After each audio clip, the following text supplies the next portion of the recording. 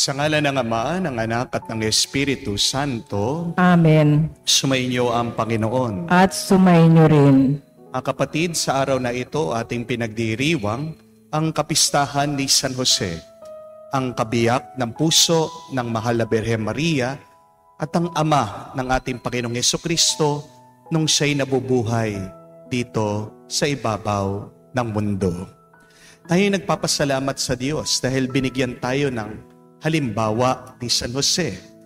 Kahit na napakatahimik niya, wala siyang sinabi, wala tayong maririnig na salita na kanyang binigkas sa Ebanghelyo, sa mabuting balita.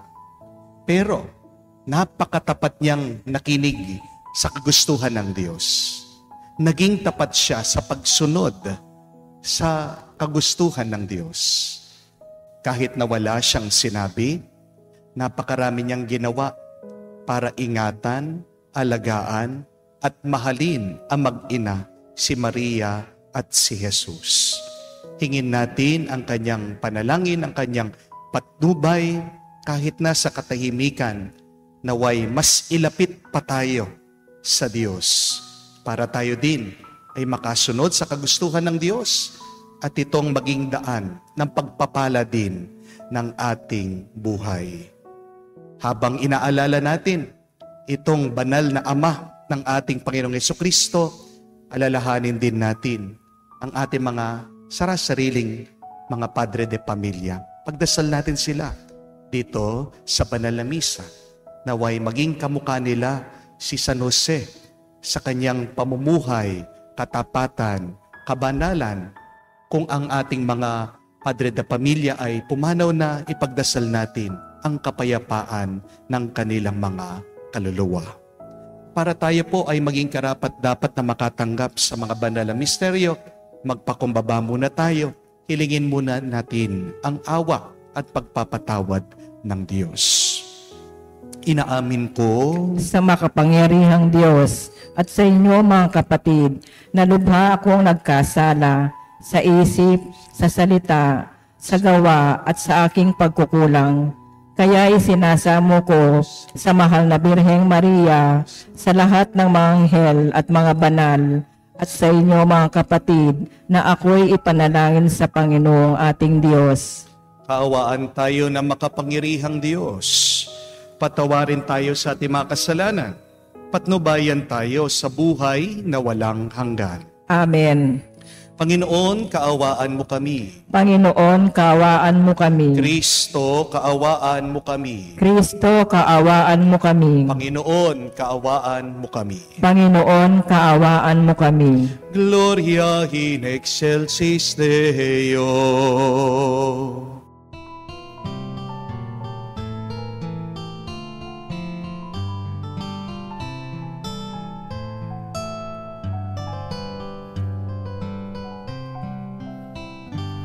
Luwalhati sa Diyos sa kaitaasan,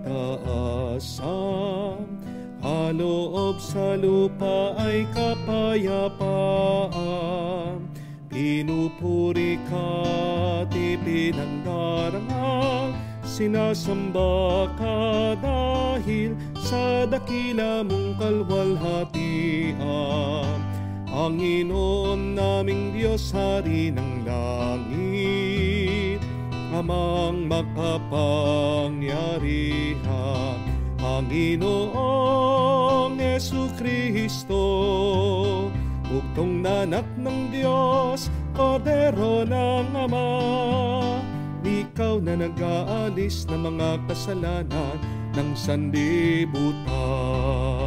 Tanggapin mo ang aming kahilingan, ikaw na naluluklok sa kanan ng Ama. Maawa ka sa amin, ikaw lamang ang banal, Panginoong Jesucristo, kasama ng Espiritu, sa luwalhati ng Ama.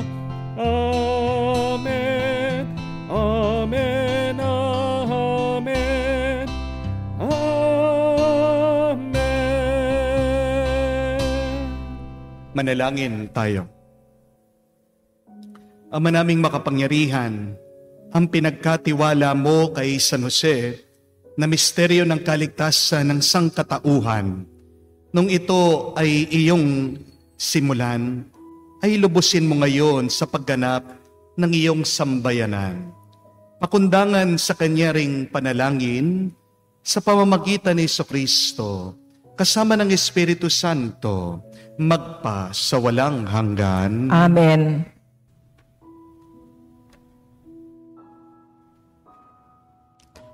Pagbasa mula sa ikalawang aklat ni Samuel. Noong mga araw na iyon, sinabi ng Panginoon kay Nathan, "Ganito ang sabihin mo kay David. Pagkamatay mo, isa sa iyong mga anak ang ipapalit ko sa iyo. Patatatagin ko ang kanyang kaharian. Siya ang magtatayo ng templo para sa akin. At sa kanyang angkan, magmumula ang maghahari sa aking bayan, magpakailanman. Kikilalanin ko siyang anak at ako na may magiging ama niya. Magiging matatag ang iyong sambahayan. Ang iyong kahariay hindi mawawaglit sa aking paningin at mananatili ang iyong trono." Ang salita ng Diyos. Salamat sa Diyos. Lahi niya'y walang wakas, kailanmay hindi lilipas. Lahi niya'y walang wakas, kailanmay hindi lilipas. Pag-ibig mo poon, na di nagmamaliw. Ang sa tuwit winay akin aawitin. Ang katapatan mo'y laging sasambitin. Yaong pag-ibig mo'y walang katapusan. Sintatag ng langit ang iyong katapatan. Lahi niya'y walang wakas, kailanmay hindi lilipas. Sabi mo, O poon, ikaw ay may tipan, na iyong ginawa kay David mong hirang, at ito ang iyong pangakong iniwan. Isa sa lahi mo'y laging maghahari, ang kaharian mo ay mamamalagi. Lahi niya'y walang wakas, kailanmay hindi lilipas. Ako'y tatawaging Ama niya't Diyos, tagapagsanggalang niya't manunubos. Ang aking pangako sa Kanya'y iiral at mananatili sa Kanya ang tipan. Lahi niya'y walang wakas, kailanmay hindi lilipas.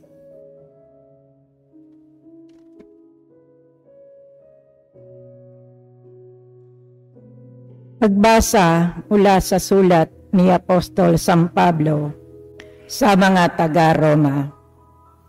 Mga kapatid, ipinangako ng Diyos kay Abraham at sa kanyang lahi, mamanahin nila ang sanlibutan. Hindi dahil sa pagsunod niya sa kautusan, kundi sa kanyang pananalig sa Diyos at sa gayoy siya'y pinawalang sala. Kaya nga ang pangako ay nababatay sa pananalig upang ito'y maging isang kaloob sa lahi ni Abraham. Hindi lamang sa sumusunod sa kautusan, kundi sa lahat ng nananalig sa Diyos tulad niya.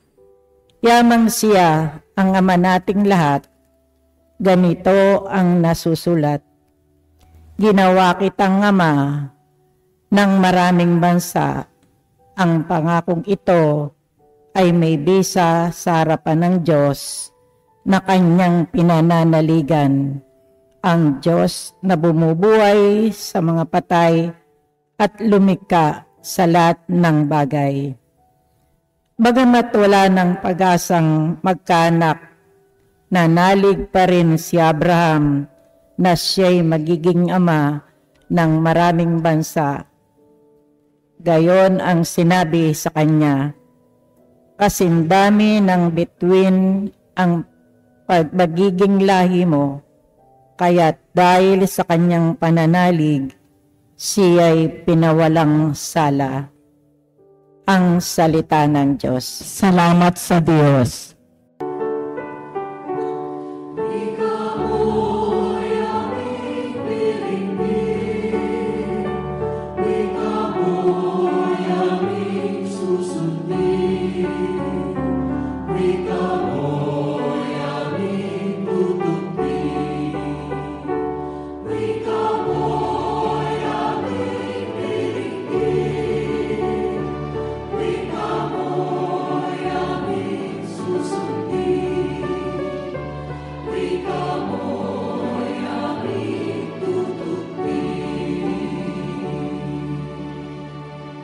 Purihin ang puong mahal sa angkin niyang kabutihan, mapalad ang tumatahan sa templo ng puong banal, nagpupuring walang hanggan. Sumainyo ang Panginoon. At sumainyo rin. Ang mabuting balita ng Panginoon ayon kay San Mateo. Papuri sa iyo, Panginoon.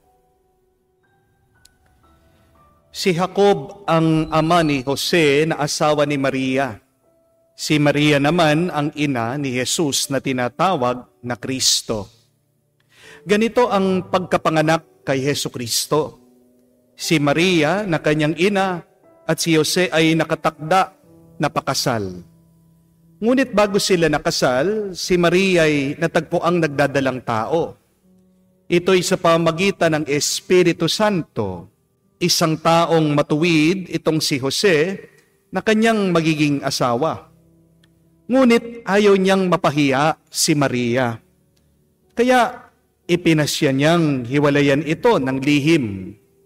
Samantalang iniisip ni Jose ito, nagpakita sa kanya sa panaginip ang isang anghel ng Panginoon. Sabi niya sa kanya, Jose, anak ni David, huwag kang matakot na tuluyang pakasalan si Maria, sapagkat siya'y naglihi sa pamamagitan ng Espiritu Santo. Manganganak siya ng isang lalaki at ito'y pangangalanan mong Jesus, sapagkat siya ang magliligtas sa kanyang bayan sa kanilang mga kasalanan. Nang magising si Jose, sinunod niya ang utos ng anghel ng Panginoon. Mga kapatid, ang mabuting balita ng ating Panginoon. Pinupuri ka namin, Panginoong Hesukristo. Magandang araw po muli sa inyong lahat. May kasabihan po, happy wife, happy life. Naniniwala po ba kayo doon? Marami ang mga mister na tatango dito. At maraming mga misis ang sasang-ayon dito. Amen? Kung gusto mo daw ang isang masayang buhay, pasayahin mo si misis. Pero kung gusto mong isang magulong buhay, galitin mo si misis. Amen? Mabuti naman po kung masaya ang asawang babae. Pero ang tanong ko, ang mister, kumusta naman siya? Ang mga asawa niyong lalaki, masaya rin ba sila? Aminin niyo po, minsan, kayong mga babae, ha? Napaka-selfish niyo. Paumanhin po, ha? True talk lang. Yung mga ibang misis dyan, gusto nila, sila lang masaya. Yung mga ibang asawang babae dyan, gusto nila, sila lang ang maligaya. Nagagalit sila pag nakikita nilang masaya ang mga mister nila. Hindi po ba? Aminin. Yan ang kasalanan nyo. Yan ang pagkukulang nyo. Alam ko po yan kasi ang dami pong nagsusumbong sa akin na mga mister. Ano po ang sinasabi? Father, Nakikita lang ako ng asawa ko na nagse-cellphone, nanonood ng TikTok, nag-games. Agad nagsasabi-sabi na ang misis ko. Father, ayaw akong nakikita ng misis ko na natutulog, nakahiga, nagpapahinga. Napakatamad ko daw. Father, kapag nakikita ako ng misis ko, wala akong ginagawa sa bahay. Kung ano-anong pinapagawa niya. Kung minsan, day off ko, yun na lang talagang araw ng pahinga ko. Pinapagawa pang kubeta, pinapapalit yung mga ilaw, pinapapintura ang dingding, nagpapasama na mag-grocery. Minsan po, di ba, yung mga ibang misis, ang tingin nila sa mga mister nila, hindi asawa. Meron po mga ibang misis, ginagawang helper, boy, ang kanila mga mister. Hindi po ba? Aminin, mga misis, just a gentle reminder. Hindi lang naman po kayo ang may karapatang maging masaya. Amen? Alam ko po, minsan may galit kayo sa inyong mga mister. Kaya pinapahirapan nyo sila, kaya pinapagod nyo sila kasi gusto nyong maghiganti sa kanila. Amen? Mga misis, kung may galit kayo at may sakit ng loob sa inyong mga asawa, huwag po kayong maghiganti sa kanila. Kausapin nyo sila. Mag-upuan kayo. Buksan nyo ang inyong isip, ang inyong puso, ang inyong kalooban sa bawat isa. Huwag nyong dadaanin sa pagbubugnot. Huwag nyong dadaanin sa inyong kasungitan. Huwag nyong dadaanin sa inyong silent treatment sa kanila. Mag-usap kayo kung meron kayong problema. Amen? Totoo po, a happy wife, a happy life. Pero dagdagan po natin ha. Ito po ang paalaala ko sa inyo. A happy husband, a healthy home. Ulitin ko po, a happy husband means a healthy home. Kapag masaya ang mister, malusog ang pamilya. Amen? Kung man nagkamali ang asawa niyo, tulungan niyo silang tumino. Kung hindi na alam ng inyong mga asawa yung mali na kanilang ginagawa, kausapin niyo sila. Dahil hanggat masama ang ugali ng asawa, hanggat mali ang kanyang mga pinipili, magiging masama at mali ang kalagayan ng kanyang pamilya. Amen?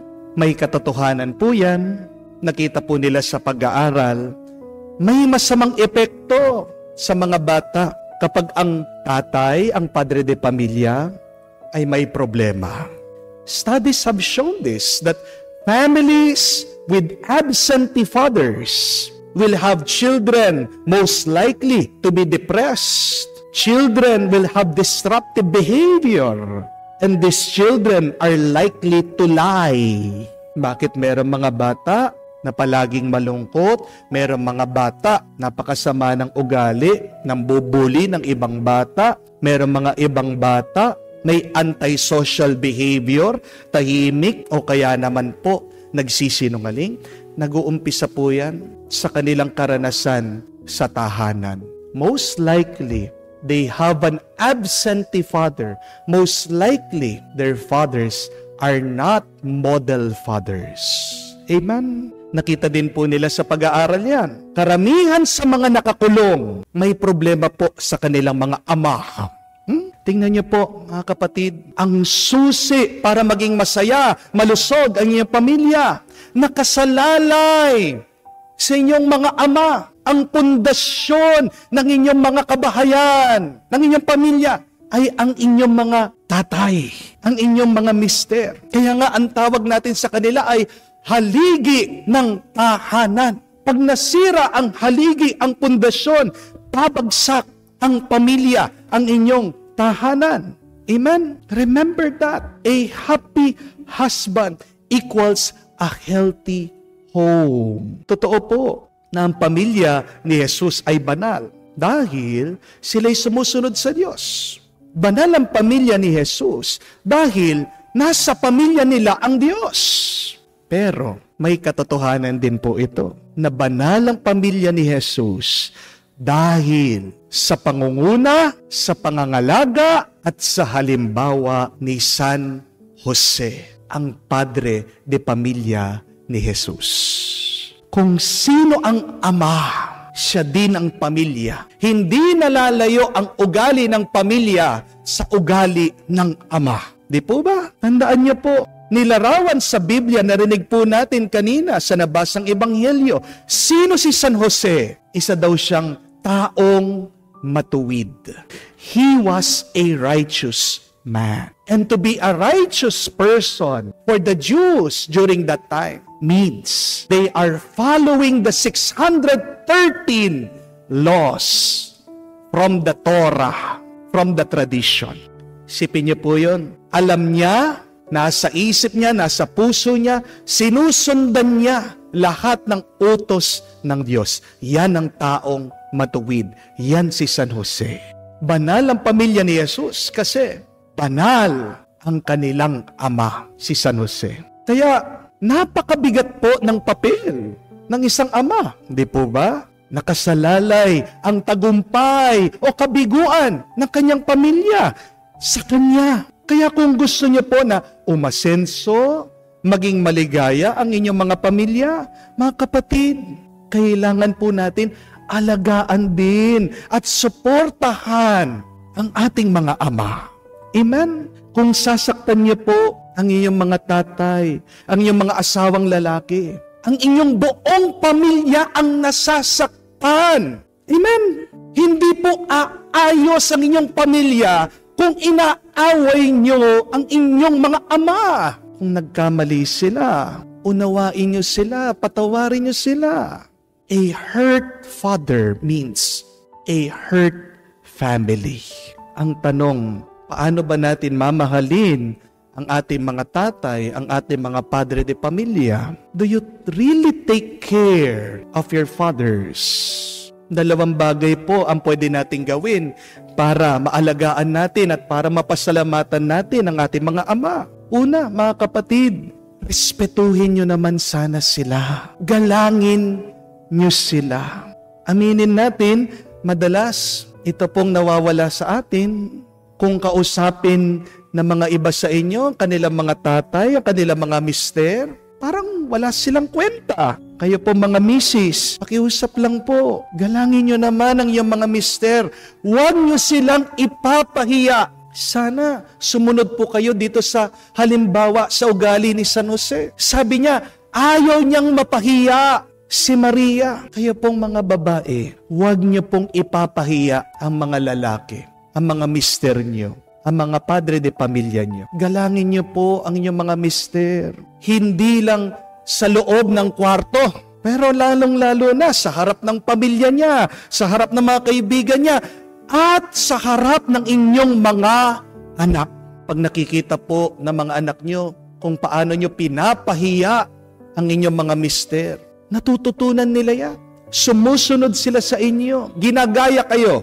Di po ba? Kahit na nagkasala ang mister, kahit na meron siya mga pagkukulang, hindi po sapat na dahilan yan para ipahiya nyo sila. Mga kapatid, kung nga ang Diyos marunong magpatawad, sana tayong mga tao, kayo po mga misis, kayo po mga anak, perpekto ba kayo? Hindi. Kung nagkamali ang inyong mga ama, sana patawarin nyo din sila kamukha ng pagpapatawad ng Diyos. Amen? Isang nakakaliit sa pagkatao ng isang lalaki ay kapag ang mismong pamilya niya ay wala ng respeto at paggalang sa kanya. Di po ba? Being a father does not make you perfect. I know you expect perfection from your fathers. Pero mga kapatid, tandaan niyo po, may kahinaan pa rin ang inyong mga ama. Paniwalaan niyo, sa gitna na kanilang mga pagkukulang, nandun pa rin sa puso nila ang pagnanais, ang pagnanasang magpakabuti, ibigay ang the best para sa inyo. Mga kapatid, ama nyo sila, kahit na magkamali sila, hindi naman nabubura ang pagkatatay nila sa inyo. Amen? Galangin nyo pa rin sila. Gusto nyo pong ngumiti? Gusto nyo pong magkagana ang inyong mga ama? Ipakita nyo po sa inyong pagmamahal sa pamamagitan ng paggalang niyo sa kanila. Hindi titino ang isang mister kung palagi mo siyang binababa sa iyong pagmumura, sa iyong paninigaw. Hindi po maghihilom ang problema ng puso niya, ng kanyang ugali. Kung pinapahiya mo siya, pagpatuloy niyo pong mahalin, galangin ang inyong mga tatay, ang inyong mga ama. It's one way to love them. It's one way to show our gratitude to them. Pero pangalawa po, kung gusto niyo pong sumaya ang inyong mga ama, magpakabuti kayo, magpakabanal kayo.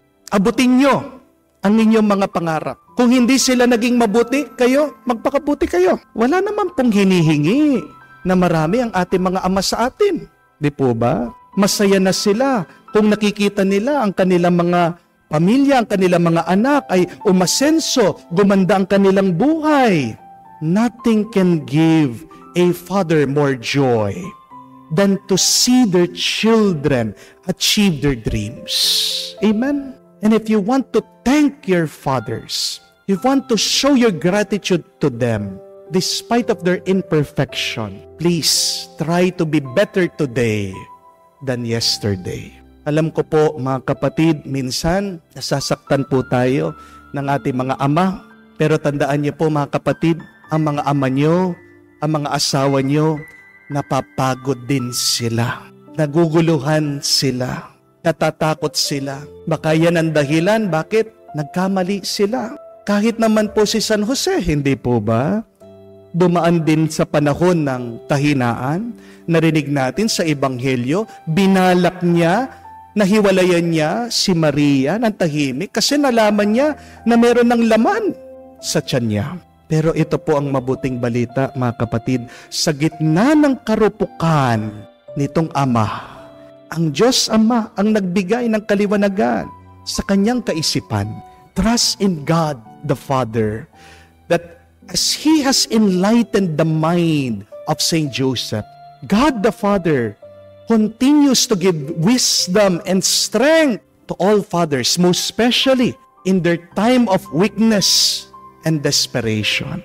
Pero habang ang Diyos Ama, ginagabayan niya ang ating mga tatay, mga kapatid, sana po tulungan din po natin sila.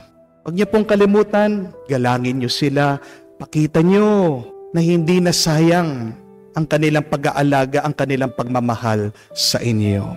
Mga kapatid, sa banal na misang ito, habang pinapasalamatan po natin si San Jose sa kanyang tahimik na pagdarasal at pag-aalaga sa ating lahat, ipagdasal din po natin ang ating mga ama. Dahil tandaan niyo po that a happy husband means a healthy family. Sabihin natin, San Jose, panalangin mo kami, panalangin mo din ang aming mga padre de pamilya. Gabayan mo sila para maging tunay silang halimbawa sa kanilang mga pamilya para ang bawat pamilya ay magkaisa sa pagsunod sa kautusan ng Diyos at sa pamamagitan nito ay mapuno ang mga pamilya ng umaapaw na grasya. San Jose, ipanalangin mo kami ngayon at magpakailanman. Amen. Mga kapatid, alay natin ngayon sa Diyos ang ating mga dasal at panalangin kasama si San Jose na isang lalaking marangal na may dakilang pananampalataya. Ilapit natin sa Ama bilang isang pamilya ang lahat ng ating kahilingan, ating sabihin, Panginoon, dinggin mo kami. Panginoon, dinggin mo kami. Ang simbahang naglalakbay, naway humikayat sa mga tao sa ganap na pagpapanibago ng kanilang buhay kay Kristo sa pamamagitan ng kanilang tapat na pagpapatutuo sa salita at gawa. Manalangin tayo sa Panginoon. Panginoon, dinggin mo kami. Tulad ni San Jose, ang mga pinuno ng pamahalaan naway hindi mabigo sa kanilang tungkuling pangalagaan ang kapakanan ng kanilang mga nasasakupan. Manalangin tayo sa Panginoon. Panginoon, dinggin mo kami. Ang mga mag-asawa naway magsama ng may pagkakasundo sa pamamagitan ng tiwala at pag-unawa sa isa't isa. Manalangin tayo sa Panginoon. Panginoon, dinggin mo kami. Sa katahimikan po ng ating puso, banggitin din natin sa Diyos ang ating mga personal na pangangailangan. Ama naming nasa langit, sa iyong kagandang loob at sa pamagitan ni San Jose, ipagkaloob mo ang aming mga hinihingi, dala ng aming pananampalataya. Hinihiling namin ito sa pamagitan ni Kristo, aming Panginoon. Amen.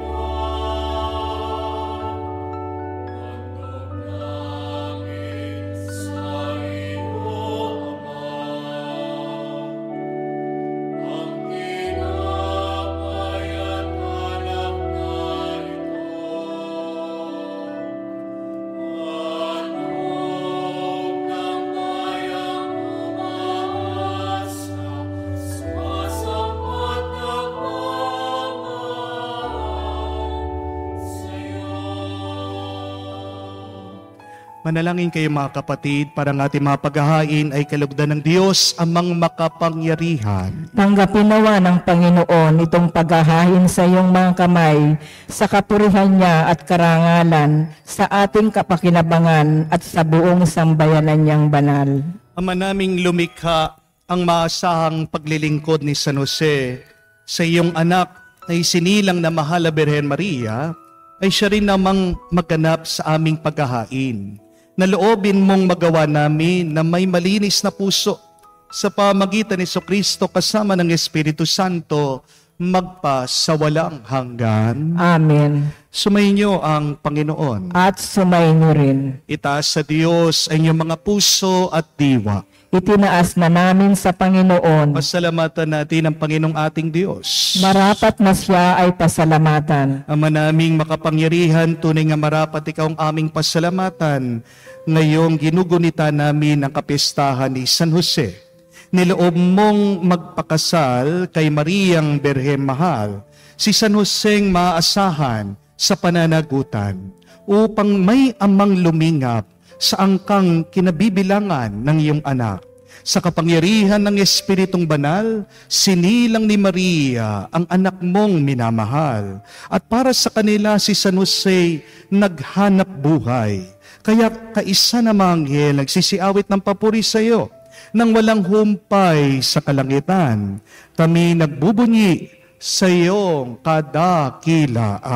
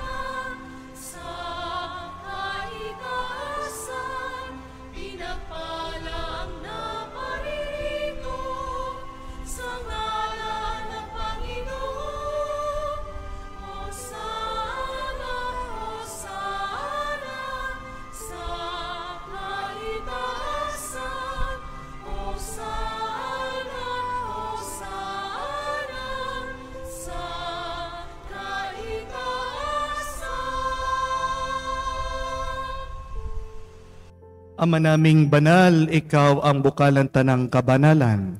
Kaya't sa pamagitan ng iyong Espiritu, gawin mong banal ang mga kaloob na ito upang para sa amin maging katawan at dugo ng aming Panginoong Heso Kristo.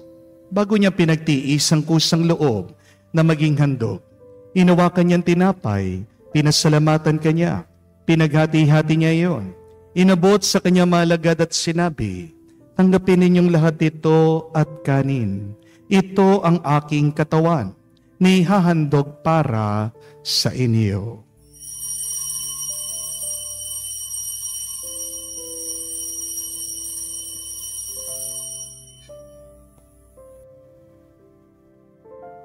Gayon din naman, nung matapos ang hapunan, hinawakan niya ang kalis, muli kanyang pinasalamatan. Inabot niya ang kalis sa kanya malagad at sinabi, tanggapin ninyong lahat ito at inumin. Ito ang kalis ng aking dugo, ng bago at walang hanggang tipan. Ang aking dugo ay bubuhos para sa inyo at para sa lahat, sa ipagpapatawad ng mga kasalanan. Gawin ninyo ito sa pag-aalaala sa akin.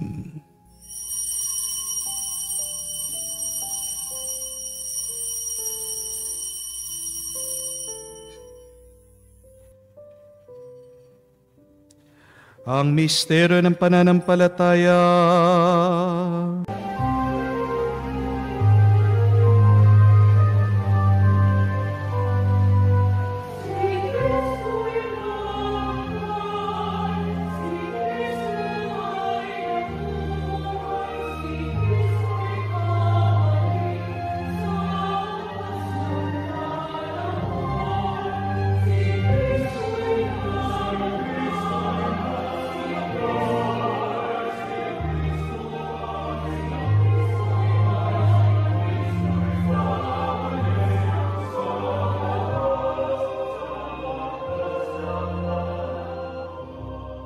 Ama, ginagawa namin ngayon ang pag-alaala sa pagkamatay muling pagkabuhay ng iyong anak.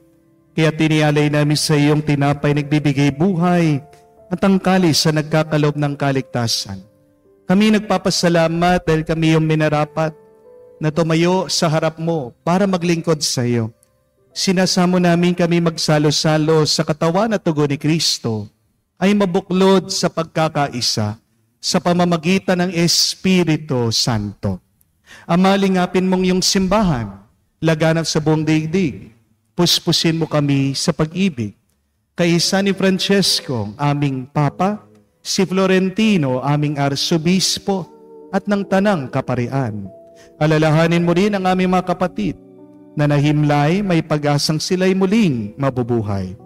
Gayon din naman lahat ng mga pumanaw. Kawan mo't sila't patuloyin sa iyong kaliwanagan. Kawan mo't pagindapatin kaming lahat na makasalo sa iyong buhay na walang wakas. Kaisa na mahal na Birhen Maria, Ina ng Diyos. Kaisa ni San Jose, ang kanyang malwalhating esposo. Kaisa ng mga apostol at lahat ng mga banal na namuhay dito sa daigdig na kalugod-lugod sa iyo. May pagdiwang nawa namin ang pagpupuri sa ikararangal mo sa pamamagitan ng iyong anak, aming Panginoong Heso Kristo. Sa pamamagitan ni Kristo, kasama niya at sa Kanya, ang lahat ng parangal at papuri ay sa iyo, Diyos Ama, makapangyarihan, kasama ng Espiritu Santo, magpasawalang hanggan. Amen, amen, amen. Sa nakakagaling na utos sa turo ni Jesus sa Panginoon natin at Diyos, ipahayag natin ang lakas loob.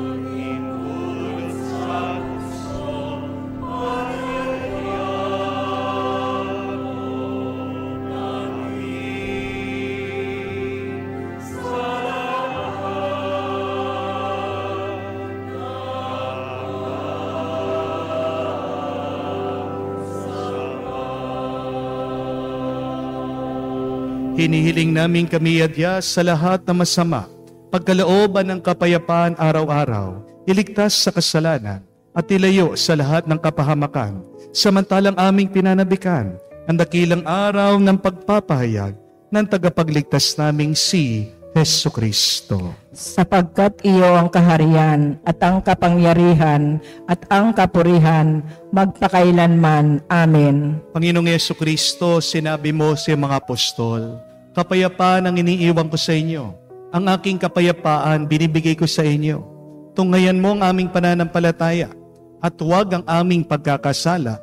Pagkalooban mo kami ng kapayapaan at pagkakaisa ayon sa iyong kalooban. Kasama ng Espiritu Santo, magpa sa walang hanggan. Amen. Kapayapaan ng Panginoon ay laging sumainyo. At sumainyo rin. Magbigayan po tayo ng kapayapaan sa bawat isa. Piso niyo po, kapayapaan po sa inyong lahat.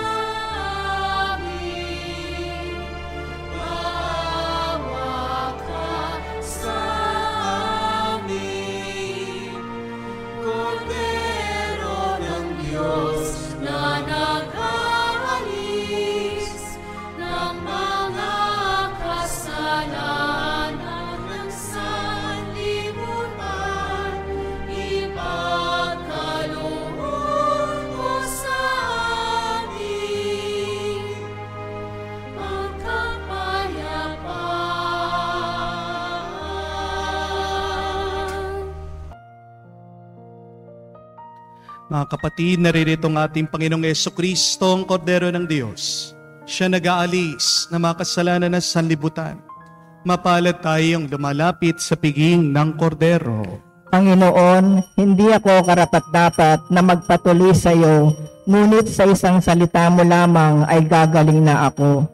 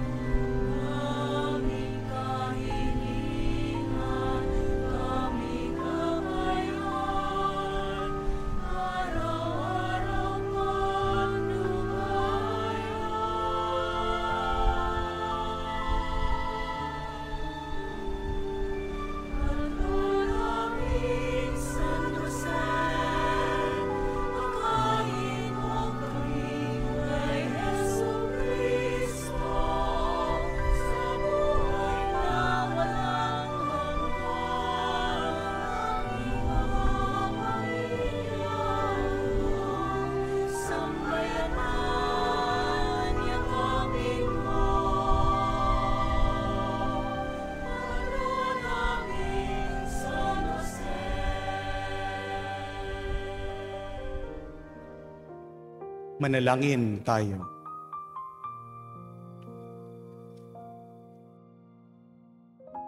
Ama naming mapagmahal, ang iyong angkang nagagalak sa dakilang kapistahan ni San Jose at iyong pinapakinabangan sa banal na pagkain ang iyong hapag ay lingapin mo lagi at panatilihin mong tumanggap ng iyong kaloob.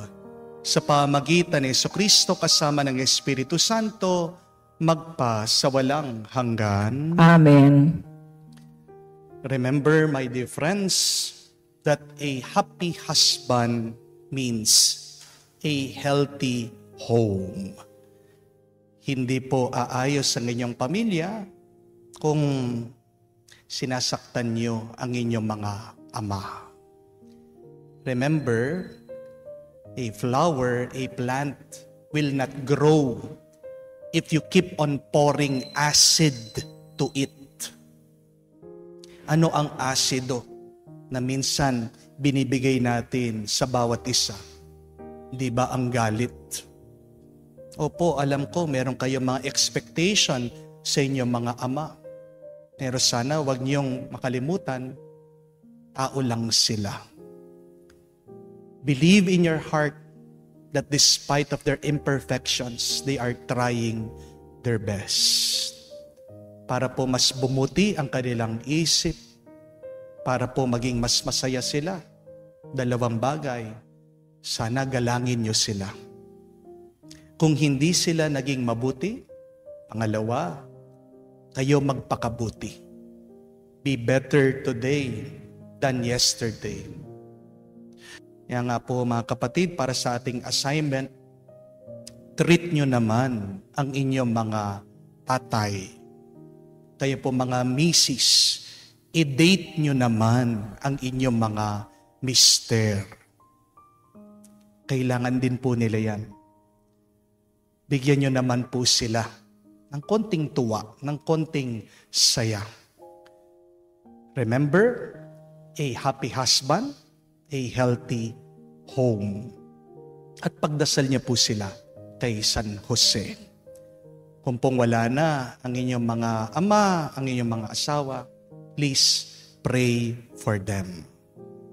Kahit na wala ang ating mga ama sa ating mga kabahayan, tandaan nyo, meron tayong Diyos Ama na palaging gumagabay sa atin. Nandyan si San Jose, ang ama ng ating Panginoong Jesucristo, palaging nagdadasal para sa atin. Sumayin niyo ang Panginoon. At sumain niyo rin. At basbasan kayo ng Diyos sa makapangyarihan sa lahat, sa ngalan ng Ama, ng Anak, ng Espiritu Santo. Amen. Ang ating misa ay natapos na. Humayo kayo sa kapayapaan ni Kristo. Salamat sa Diyos.